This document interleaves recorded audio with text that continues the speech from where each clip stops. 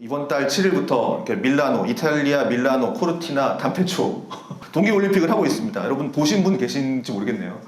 아무래도 뭐 텔레비가 잘 안 나오니까 보기가 좀 쉽지 않습니다. 시간대가 또 맞지 않고 이탈리아랑 맞지 않아서 보지는 못하지만 뉴스로 이렇게 접하잖아요. 그래서 이번에 설상 종목에서 17살, 17세의 최가온 선수가 아시아 최초로 스노우보드 종목에서 금메달을 목에 걸죠.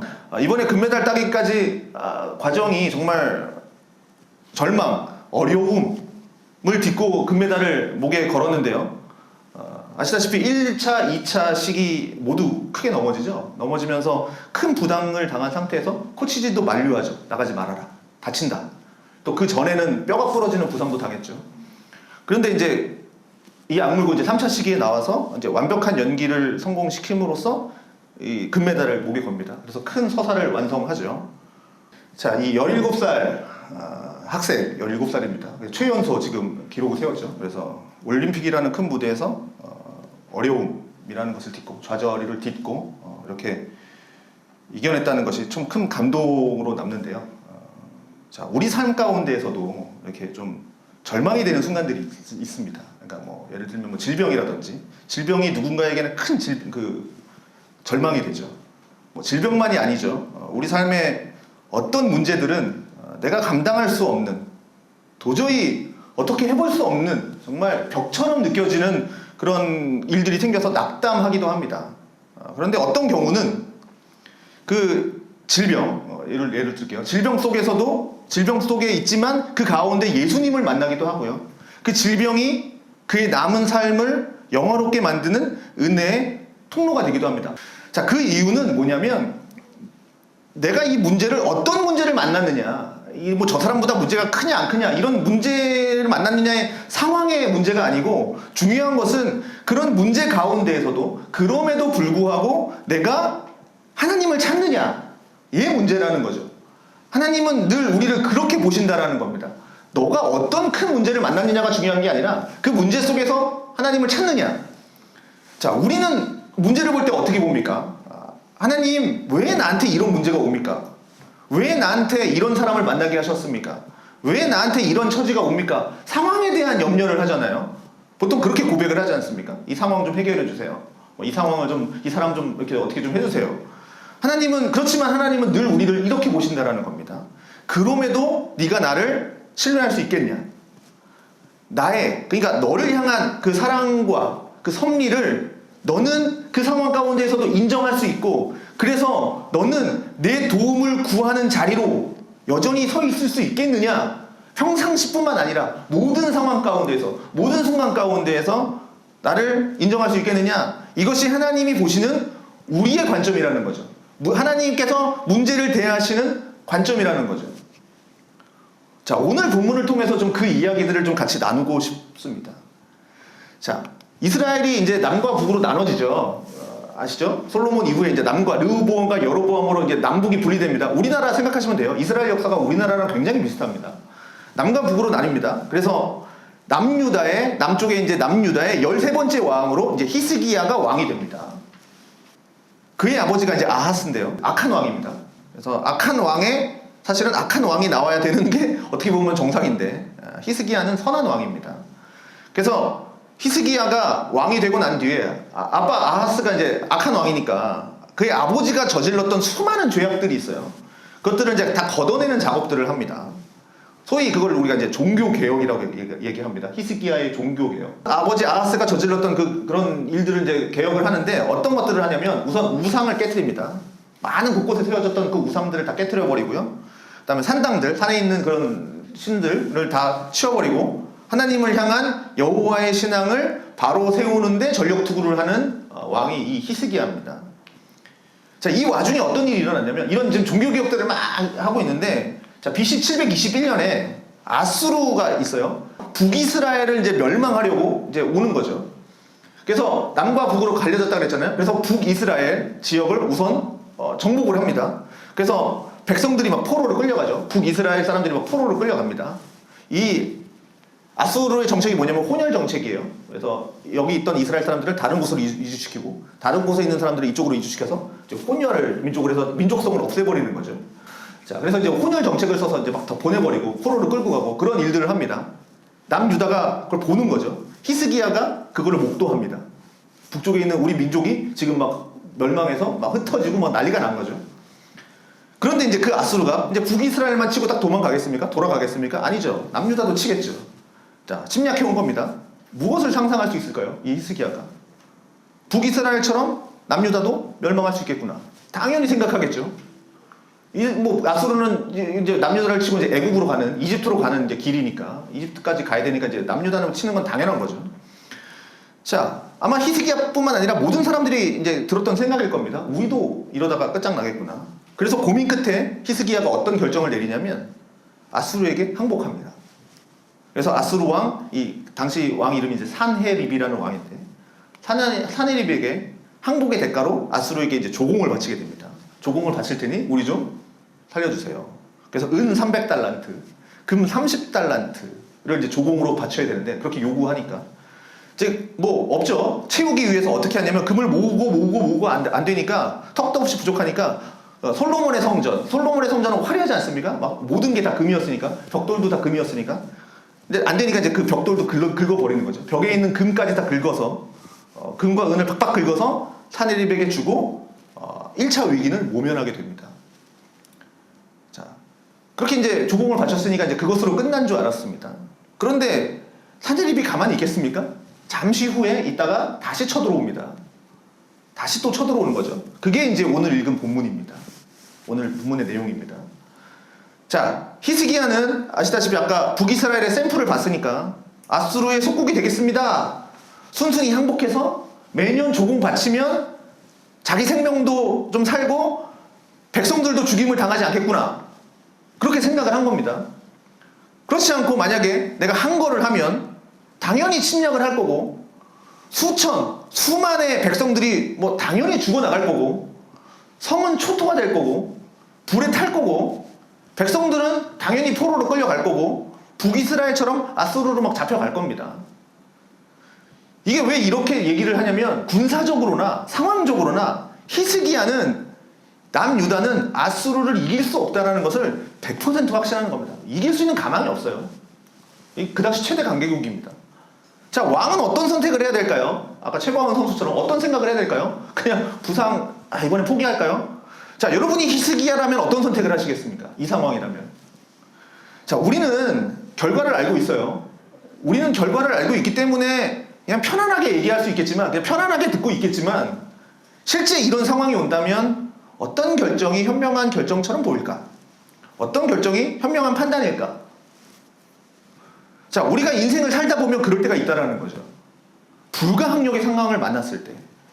그러니까 내가 직접 통제할 수 없는 상황. 이게 뭐 남편의 문제가 됐든, 뭐 아내의 문제든, 자식의 문제든, 뭐 부모의 문제든, 아니면 내 사업의 문제든. 그러니까 내가 할 수 없는 상황들이 있어요. 하다 안 되는. 그러니까 내 능력 밖의 상황을 맞닥뜨렸을 때 우리는 어떻게 해야 되는가? 그때 여러분들은 어떻게 해결하셨습니까? 앞으로 어떻게 해결하실 겁니까? 히스기야는 이 상황을 어떻게 했냐면 그 당시 최고의 선지자였던 이사야라는 선지자가 있습니다. 여러분 성경에 이사야서 아시죠? 그 이사야에게 이제 이 이야기를 통보합니다. 그때 이사야가 말씀을 전해주는데 그 말의 내용이 6절하고 7절의 말씀입니다. 여호와의 말씀이 그러니까 히스기야 너는 아수르 왕의 신복에게 들은 바 나를 모욕하는 말 때문에 두려워하지 말아라. 그러니까 하나님 모욕하는 말, 그러니까 유다를 모욕하는 말 때문에 두려워하지 말아라. 내가 한 영을 그의 속에 두어 산헤립 속에 두어서 그로 소문을 듣고 그의 본국으로 돌아가게 하고 이제 철수하는 거죠. 또 본국에서 그의 칼에 죽게 하리라. 산헤립이 죽는다 이런 거죠. 다시 아수르로 돌아가서 죽는다. 자, 희망의 소리를 듣습니다. 그런데 그와 동시에 또 하나의 소리가 들려와요. 이 이사야의 소리 말고 또 하나의 소리가 들려오는데 바로 아수르의 왕이 보낸 편지입니다. 그 내용이 이제 10절, 11절입니다. 아수르 왕의 사신에서 온 편지예요. 너희는 유다의 왕 히스기야에게 이같이 말해라. 이르기를 네가 믿는 네 하나님이 예루살렘을 아수르 왕의 손에 넘기지 아니하겠다 하는 말에 속지 말아라. 아수르 여러 왕이 여러 나라에 행한 바 진멸한 일을 내가 들었더니 네가 어찌 구원을 얻겠느냐. 그러니까 이거죠. 착각하지 말아라. 지금까지 어떤 나라도 우리의 힘을 당해낸 나라가 없다. 그 나라가 섬기는 어떤 신들도 자신의 백성을 보호한 적도 없고 지켜낸 적도 없다. 다 우리 앞에서 그들의 신들은 무너졌고 그들의 나라 다 무너졌다. 그러니 너희도 다를 바 없다. 이 얘기하는 거예요. 자, 히스기야는 참 힘든 상황에 놓였죠. 두 가지 선택의 길이 있습니다. 선지자가 전한 하나님의 음성을 붙들어야 할 때, 지금 눈앞에 보이는 몇 명이 왔냐면 18만 5천 명이 왔습니다. 아수르 군사 18만 5천 명이나 되는 아수르의 군사 앞에서 이 상황을 히스기야, 나는 어떻게 풀어야 할지, 이것이 왕으로서 참 기가 막힌 상황입니다.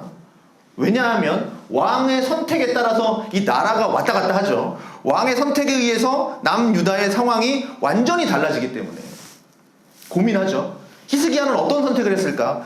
그는 이 상황에서 어떻게 했냐면 사네립이 하나님의 이름을 모욕한 그 편지를 들고 성전으로 올라가는 겁니다. 편지를 들고 성전으로 올라가요. 그리고 하나님을 찾습니다. 히스기야는 하나님, 내 상황이 이렇게 놓였습니다. 하나님께 기도하기 시작합니다. 자, 사랑하는 성도 여러분, 우리는 어떤 선택을 하고 어떤 삶을 삽니까? 우리의 삶에는 문제는 늘 파도처럼 우리에게 옵니다. 우리가 살아가는 삶의 문제는. 여러분, 저보다 뭐 다 연세 있으시니까. 자, 이 문제가 좀 해결됐다 싶으면 또 다른 문제가 오죠. 이 문제가 사그라들었다 싶으면 좀 지나면 다시 그 문제가 막 다 튀어 올라오고 예상치 못한 상황들과 문제들을 만나게 됩니다. 아까 얘기했던 불가항력적인 상황들. 그런 문제들을 안고 우리는 어느 길로 갈까? 이 문제를 갖고 내가 어떤 선택을 해야 될까? 내가 누구를 찾아야 되나? 어떤 선택을 해야 되나? 내가 어떤 결정을 해야 되나? 우리에게 너무나도 중요하죠. 나의 선택에 따라서 달라질 거니까. 근데 여러분, 기억해야 할 게 뭐냐면 이 상황에서, 지금 이런 불가항력적인 상황, 아니면 내가 선택해야 되는 상황에서 왜 하나님을 찾아야 됩니까? 왜? 우리가 신자이기 때문에 그렇다라는 거예요. 신자이기 때문에. 이유는 없습니다. 신자이기 때문에. 우리가 신자가 아니라면 내 문제에 도움을 줄 수 있는 사람을 찾으면 됩니다. 사람을 찾거나, 아니면 그 문제를 해결할 수 있는 힘 있는 권력자를 찾거나, 아니면 뭐 내 지인들을 찾거나, 아니면 뭐 그것도 안 되면 그냥 좌절하고 낭망하고 그냥 눈물 흘리면서 그냥 절망 가운데 빠지면 되죠. 근데 문제는 뭐냐면 우리는 예수 믿는 사람이라는 거죠. 예수 믿는 사람은 이 땅의 삶이 전부가 아니다 라는 것을 믿는 사람들입니다. 이 땅의 인생이 끝나고 나면 뭡니까? 영원한 저 천국이 우리 인생 가운데 있고, 하나님이 이 땅을 창조하셨을 뿐만 아니라 지금도 살아계셔서 우리의 삶에, 내 삶의 주관자, 내 삶을 인도하시는 주권자가 되는 것을 되심을 우리는 믿는 사람들입니다. 그게 신자죠. 그래서 우리의 인생이 하나님의 그 섭리와 그분의 손안에 있음을 믿는 사람이 그리스도인이라는 거죠. 그게 내 삶뿐이겠습니까? 내 남편의 삶, 내 아내의 삶, 내 자식의 인생도 하나님의 손안에 있고 섭리 가운데, 이 세상 모든 만물이 하나님의 손안에 있음을 믿는 사람들이 신자입니다. 그럼 그것을 믿는 우리의 선택은 어떠해야 하는가? 하나님을 선택해야 되겠죠. 하나님을 찾으라는 얘기입니다. 히스기야가 하나님의 사람인 것처럼요. 근데 신기한 건 뭐냐면 이걸 다 알고 있어요. 근데 신자라고 다 하나님을 찾지 않더라는 거죠. 신자라고 다 하나님께 기도하면서 문제를 감당하지 않더라는 거죠. 신자라면 당연히 이 문제 가운데서 문제를 들고 하나님 앞에 기도해야 되는데 안 하더라는 거죠. 대부분이. 신자라고 다 하나님 선택하고 하나님 찾고 하나님을 의지해서 문제를 해결하는 방법을 찾지 않습니다.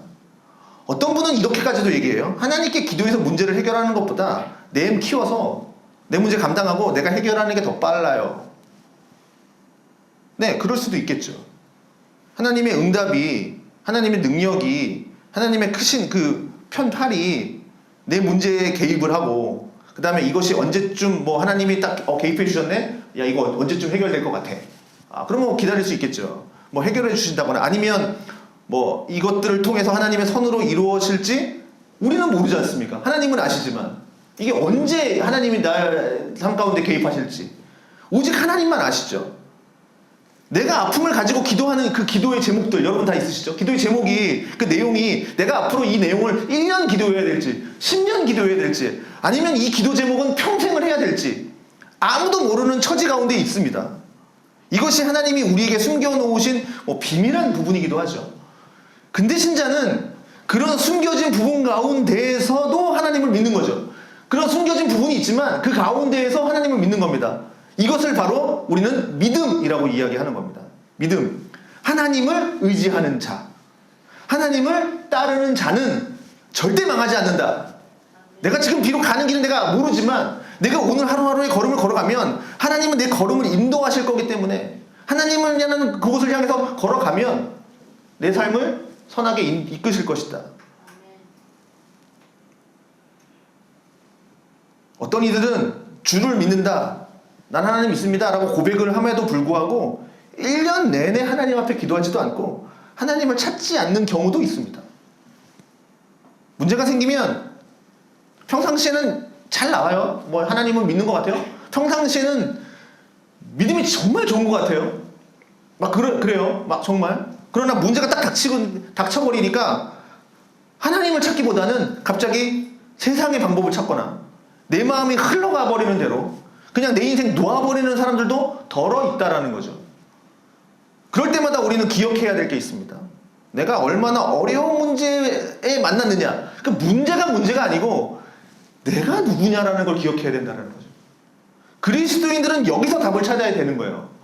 문제가 어떤 큰 문제냐 이게 중요한 게 아니라 내가 누구냐라는 거죠.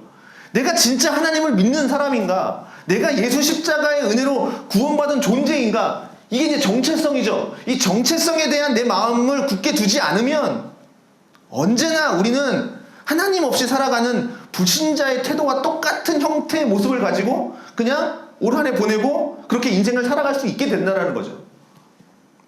낭망이 되면 그냥 낭망이 되는 대로, 실망되면 그냥 실망되는 대로, 내가 마음 아프면 마음 아픈 대로 그냥 나를 놔버립니다. 하나님이 그 가운데서 우리에게 고난을 허락하시는 거예요. 하나님 나한테 고난 왜 주십니까? 이거 아니면 내가 하나님을 모르는데, 난 그거 안 해도 하나님 잘 섬길 수 있어요. 정말 그러실 수 있으십니까? 정말? 하루 기도하고 일주일 기도하고 1년 기도해도 눈에 보이는 증거 없고 손에 잡히는 증거 없을 수도 있습니다. 그럼에도 불구하고 우리는 믿습니다. 하나님의 크신 편팔로 나를 지금 붙들고 계시다. 내 인생 가운데 하나님이 섭리하고 계시다. 지금 이 상황 가운데 하나님은 나와 동행하고 계시고 나를 주님의 선한 길로 이끌어 가심을 나는 믿습니다. 내게 닥쳐진 이 상황들, 고난들, 이런 환경들을, 이 조각들을 하나하나 주님은 퍼즐을 맞추셔서 그것들을 사용하셔서 하나님의 선한 길로 나를 이끌어가고 계심을 믿는 겁니다. 지금 내 눈앞에 비록 보이지 않을지라도 하나님은 신실하시기 때문에 이것을 끝까지 믿고 또한 의지하고 끝까지 가는 자가 하나님의 기적을 경험하게 되는 겁니다. 그분의 살아계심을 삶 가운데에서 만나게 된다라는 이야기를 하는 겁니다. 그런데 현대 그리스도인들은 안타깝게도 기도의 시간이 점점 줄어들고 있습니다. 여러분들 어렸을 때 딱 교회 다녀보시면 예전에는 기도 정말 오래 했죠. 전 저 어렸을 때도 금요 기도회 그러면 여러분 보통 몇 시에 합니까? 요즘은 다 7시, 8시 하지만 11시 그죠? 보통 11시 심야 기도회라고 얘기하지도 않아요. 철야 기도회 그죠? 철야 기도 막 새벽 4시까지 막 5시까지 그리고 막 예전에 토요일도 출근하죠. 출근합니다. 교회에서 자고 교회에서 기도하다가 출근하시고 주일날은 11시 예배만 드립니까? 새벽부터 나오셔서 저녁까지 예전에 저녁 예배도 있고 그러고 나서도 월요일날 또 출근하고 하나도 지치지 않았던 그죠? 근데 요즘은 막 주일날 11시만 나와도 힘들어. 주일날 오늘 예배 너무 빡셌는데 막 이런 되는 거죠. 그 말을 제가 무슨 얘기를 하는 거냐면 하나님을 찾는 마음들을 점점 놓치고 있다라는 얘기예요. 내가 하나님을 찾아야 되는데 하나님을 찾으러 들지 않는 우리의 마음, 점점 굳어지는 우리의 마음이 든다라는 겁니다. 기도가 하나님의 영광 가운데 선을 이루는 유일한 통로임에도 불구하고 자꾸 우리는 그 알을 따르기보다는 그냥 눈에 보이는 대로 내가 옛날에 살아왔던 방식대로 그렇게 그냥 따라서 확률로 그렇게 더 내 인생을 살아가고 있다는 거죠. 그래서 따로 시간을 내서 하나님을 찾는 것이 우리에게는 굉장히 피곤한 일이 되어버렸습니다. 왜 우리는 히스기야처럼 이렇게 하나님을 찾지 않을까? 여러분, 히스기야는 왕이죠. 왕으로서 얼마나 압박감이 심했을까요? 지금 히스기야가 어떻게 하느냐에 따라서, 어떤 말을 하느냐에 따라서 남유다의 인생이 달라집니다. 그죠? 어떤 선택을 하느냐에 따라서 국가의 모양이 달라지고요. 내일이 달라집니다. 어떻게 될지 아무도 모릅니다. 히스기야의 말 한마디에 따라서.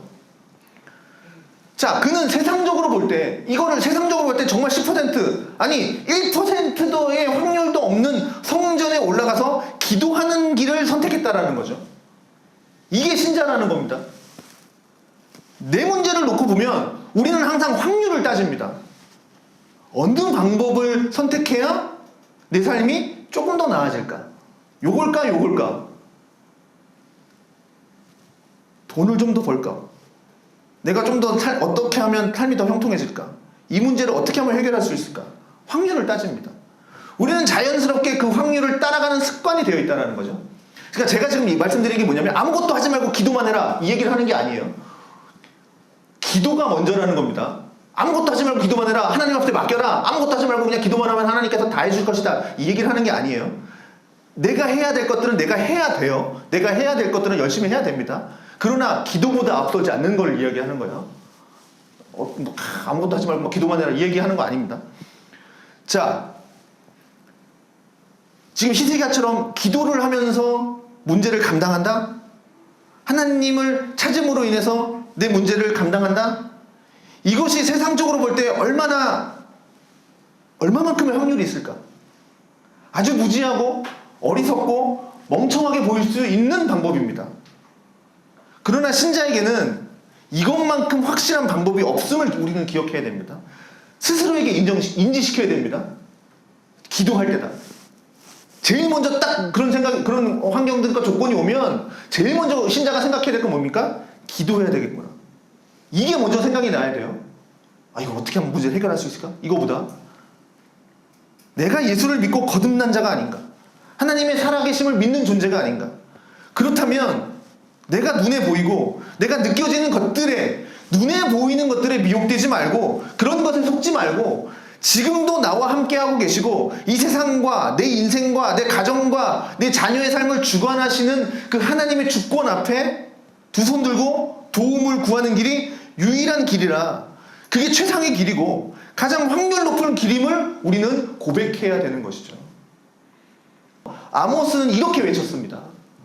너희는 여호와를 찾으라. 그리하면 살리라. 얼마나 간절하게 이 아모스 선지자는 얘기했을까요? 지금 망해가고 있는 북이스라엘을 향해서 아모스 선지자는 간절히 외쳤을 겁니다.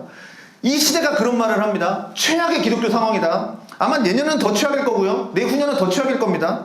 시대가 갈수록 더 악해진다라는 얘기입니다. 아마 똑같이 우리에게 이 아모스 선지자가 있었다면 이렇게 외칠 겁니다.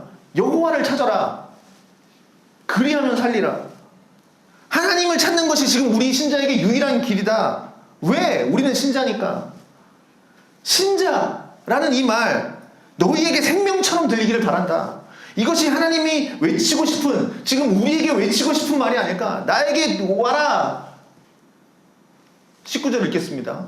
우리 하나님 여호와여 원하건대 이제 우리를 그의 손에서 구원하옵소서. 그리하면 천하 만국이 주 여호와가 홀로 하나님이신 줄을 알리이다. 히스기야가 지금 성전에 올라가서 기도하는 내용입니다. 여러분 지금 이 위기를 모면하는 것이 왕에게 있어서 최상의 일이죠. 그러면 여러분들은 이런 상황에서 어떻게 기도하겠습니까? 여러분 이거 좀 앞으로 좀 물러가게 해주시고 이렇게 기도하시지 않을까요? 그게 보편적인 기도겠죠. 이 문제 좀 빨리 해결해 주세요. 근데 히스기야는 그 기도에서 한 걸음 더 나아간 신앙 고백을 하고 있죠.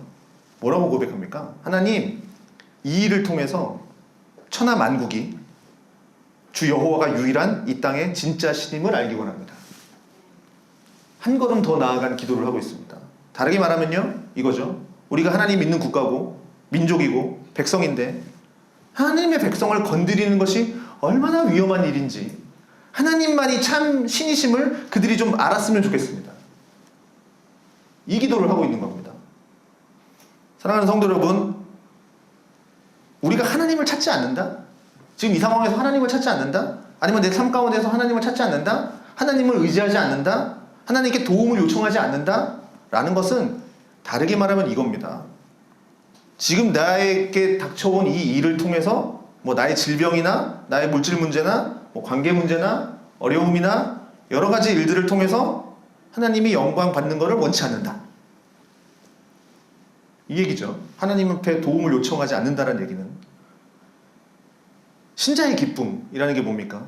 신자의 기쁨은 하나님의 기쁨이 충만한 겁니다. 다시 말해서 우리의 삶을 보고 하나님이 기뻐하시는 걸 우리는 또 기뻐하는 겁니다.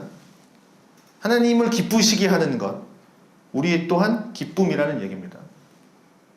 성경은 그것이 우리의 인생의 목적이라고까지 이야기합니다. 하나님을 기쁘시게 하는 것.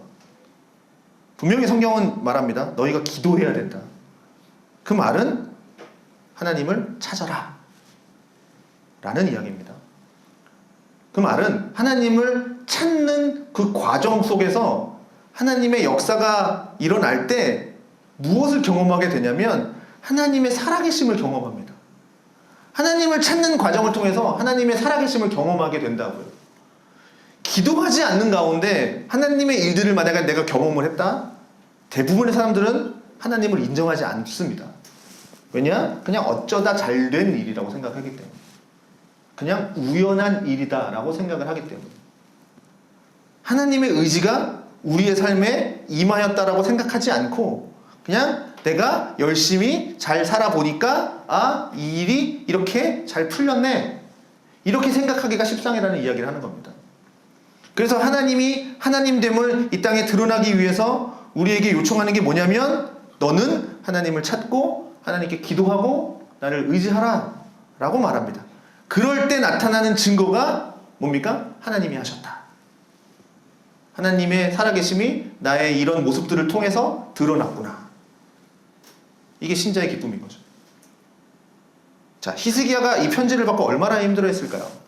여러분 히스기야가 한번 대보십시오. 그 편지를 받았습니다. 그날 저녁 올라갔어요. 하나님 앞에 나아갔어요. 아스루 왕인 그 사네립이 보낸 편지를 딱 펼쳐놓고 하나님께 기도합니다. 히스기야는 그 밤을 어떻게 보냈을까요? 기도 딱 끝나고 나서 마음이 평안해, 내 영혼 평안해 기도하고 났더니 속이 후련해. 잠을 잘 잤을까요? 꿀잠을 잤을까요? 저 같으면 아마 그렇게 못 잤을 것 같아요.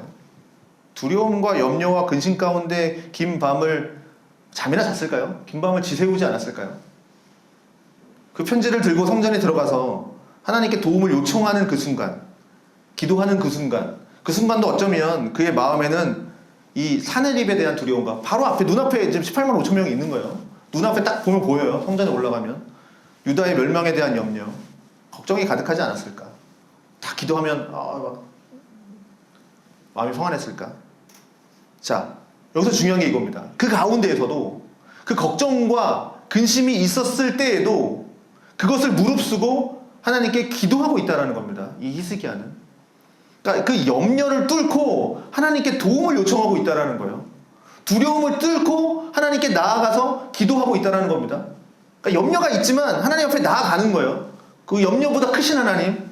그러나 기도하는 그 순간에도 아마 두려움은 있었겠죠. 두려움의 잔재와 염려의 잔재는 여전히 그의 마음속에 남아 있었겠죠. 그럼에도 불구하고 하나님 앞에 나아가서 기도했다는 겁니다. 열왕기하 19장 35절 이렇게 기록하고 있습니다. 이 밤에 여호와의 사자가 나와서 아수르 진영에서 군사 18만 5천 명을 친지라. 아침에 일찍 일어나 보니 다 송장이 되었더라. 자, 어떻게 이런 일이 일어났을까? 아침에 일찍 일어나서 히스기야가 밖에 나가서 성벽에 올라가서 봤겠죠. 시커멓게 살아서 움직이던 그 18만 5천 명의 아수르 군사가 다 죽었습니다. 히스기야가 기도를 끝내고 요거 전에 히스기야가 기도를 끝내고 난 뒤에 19장 20절에 이렇게 기록하고 있습니다. 이스라엘의 하나님 여호와의 말씀이 네가 아수르 왕 사네립 때문에 내게 기도하는 것을 내가 들었다. 하나님이 들으셨다. 네가 두려움 가운데, 염려 가운데, 근심 가운데 있지만 그 가운데 나를 찾아와서 네가 내게 기도하는 그 소리를 들었다 라고 얘기하고 있습니다. 하나님은 우리의 기도를 들으신다. 믿음이 부족하다 할지라도 두려움과 내 안에 떨림이 있고 염려와 걱정과 근심이 여전히 내 마음 가운데 있지만 그럼에도 불구하고 하나님을 찾아와서 그냥 그 문제 때문에 함몰되지 않고 에이 됐대로 되라, 그냥 나는 지금 쉴란다, 뭐래 어떻게 되겠지, 이런 게 아니라 하나님을 찾아와서 하나님께 기도하는 네 기도를 하나님은 들으신다 라고 말합니다. 이것이 우리를 향한 하나님의 마음이라는 거죠. 하나님은요 우리의 마음을 듣기를 원하십니다. 온전히 100% 근심 없이 두려움 없이 기도하는 것만 들으시는 것이 아니라 내가 두려움도 있고 기도하는 가운데 막 염려도 있고 막 근심도 있고 걱정도 있고 내가 어찌 해야 될지를 모르겠다 라는 불안함도 있지만 그럼에도 불구하고 그것을 내가 안고 그 불안까지도 내가 다 안고 하나님께서 가서 하나님을 찾고 있다는 그 사실에 하나님은 그것을 귀히 받으신다라는 이야기를 하는 겁니다. 여러분, 우리 인생 살다 보면 정말 남에게 말할 수 없는 염려, 어려움, 고난, 아픔 만나게 되고요. 아마 어쩌면 지금도 가지고 계신 분들이 있을지 모르겠습니다. 그것으로 인해서 좌절이 되기도 하고요. 낭만과 혹은 절망이라는 단어를 또 접하기도 합니다. 심지어는 가족조차 내 편이 아닌 것처럼 느껴질 때도 있죠. 내가 어떻게 해야 될지 모를 때가 있습니다. 하나님은 그때 우리를 보고 계십니다. 그때. 그리고 우리를 향해서 끊임없이 우리에게 텔레파시를 보내듯이 하나님의 마음을 우리에게 전달하고 계실 겁니다. 양심, 마음의 소리를 들으십시오. 나를 찾으라. 나를 찾으면 내가 살리라. 끊임없이 우리에게 보내고 계십니다. 여러분, 그런 생각 안 드셨어요? 막 이렇게 힘들 때 기도해야 되는데, 그때 기도하십시오. 그때 기도하는 겁니다. 기도해야 되는데 점점점 하지 마시고 기도해야 되는데 기도하십시오. 그게 하나님의 음성입니다. 기도해야 되는데. 그래서 신자가 해야 할 가장 중요한 것 하나, 삶의 상황 가운데에서 하나님을 찾는 겁니다. 심플합니다. 이게 답입니다. 복잡하지 않습니다. 이게 아주 깊은 영적인 이해가 필요한 것도 아니잖아요. 하나님을 찾아라. 모든 상황 가운데에서 하나님을 찾아라. 그냥 하나님을 찾는 일입니다. 하나님께 나아가서 도움을 요청하는 겁니다. 어떻게 해요? 무릎 꿇고 하나님, 내가 어찌해야 될 바를 모르겠습니다. 그냥 솔직히 털어내는 거예요. 앞에서 대표 기도하실 거 아니잖아요. 하나님께 기도하실 거 아닙니까? 그냥 편안하게 기도하십시오. 이렇게 어렵게 기도하지 마시고, 하나님, 내가 어찌해야 될 바를 모르겠습니다. 지금 어떻게 해야 될지 모르겠어요. 하나님, 이 상황을 하나님은 아시고 또 아시니 나를 도와주시기를 원합니다. 기억하십시오. 하나님은 우리가 이 상황을 만나기 이전부터 이 상황에 임할 것을 계획하셨습니다. 그리고 하나님은 그 문제를 통해서 우리에게 향한 마음이 있습니다. 하나님은 그 문제를 그냥 에야 너 잘못했으니까 얘 따라 문제를 받아라, 벌이나 받아라, 이런 거 아니에요. 하나님은 다 계획하심이 있어요. 이 과정을 통해서 금이 되기 위해서는 재련이 필요하듯이 우리를 더욱더 순수한 정금과 같이 만드시기 위해서 용광로라는 작업들이 필요한 겁니다. 하나님은 그 과정을 지금 밟고 계시는 거예요. 우리를 더욱더 올바른 길로 더 좋은 옥석으로 가리기 위해서 그런 연단의 과정들이 필요한 겁니다. 하나님의 방법과 하나님의 시간과 때를 통해서. 뭐라고 얘기합니까? 그럼에도 불구하고 나를 찾아라. 그러면 너희가 살리라. 그리하면 내가 너의 기도를 들을 것이고 내가 너의 기도에 따라서 너의 삶에 적당한 때를 따라 도움의 손길이 있을 것이다. 우리가 길을 가다가 가는 길이 막힐 때가 있습니다. 그러나 기억하십시오. 우리는 신자입니다. 그리스도의 사람입니다. 이것이 우리의 정체성입니다. 사방이 막혀있다 할지라도 언제나 한 길은 뚫려 있습니다. 바로 하나님을 찾는 길입니다. 그 길은요, 우리에게 항상 매일 평생 열려있는 길입니다. 하나님을 찾는 길입니다. 그렇게 하나님을 찾아서 우리의 삶이 극복되어질 때 우리의 신앙이 자라는 겁니다. 성숙되어지는 거고요. 그뿐만 아니라 하나님의 살아계심을 우리의 삶의 현장에서 만나는 축복을 누리게 되는 겁니다. 하나님의 살아계신 경험하고 싶으십니까? 하나님을 찾으십시오. 찾아야 만나주십니다. 문 앞에서 우리를 기다리고 계십니다. 성도는요, 이 세상을 살아가면서 필요한 것들을 얻는 복도 있지만 인생 가운데에서 하나님의 살아계심을 경험하는 일들이 정말 중요한 복이라는 것을 기억하십시오. 내 가정, 내 남편, 내 아내, 자식, 부모, 지인들, 친구들 가운데에서 하나님의 경험을, 하나님의 그 살아계심을 내가 좀 눈으로 좀 보고 느끼고 체험하는 시간을 가지는 것, 이것이 성도가 누리는 영광스러운 삶이라는 것을 기억하십시오. 언제까지 다른 사람에게 임한 하나님 얘기만 들을 겁니까? 그죠? 내에게 임한 하나님, 내가 경험한 하나님, 나에게 역사하신 하나님, 그걸 우리가 좀 경험해야 되지 않겠습니까? 하나님을 찾는 것, 이것은 어떤 종류의 문제, 상황, 상관없이 개의치 않고 신자가 가야 할 최선의 길입니다. 그리고 이것은 최상의 길입니다. 자, 이번 한 주간 때 연휴를 보내시는 텐데요. 우리가 어떤 문제를 만나고 어떤 상황이 갑자기 닥쳐올지 모르겠지만 기억하십시오. 여러분 신자입니다. 여러분의 삶 가운데에서 신자라는 거 잊지 마십시오. 그리고 나를 도와주실 하나님은 살아계시다. 지금도 내 옆에 계시다. 우리 인생이 주님의 손안에 있다. 그리고 오늘도 내일도 하나님을 찾는 가운데 승리하는 그리스도인의 삶이 되기를 주님의 이름으로 축복드립니다.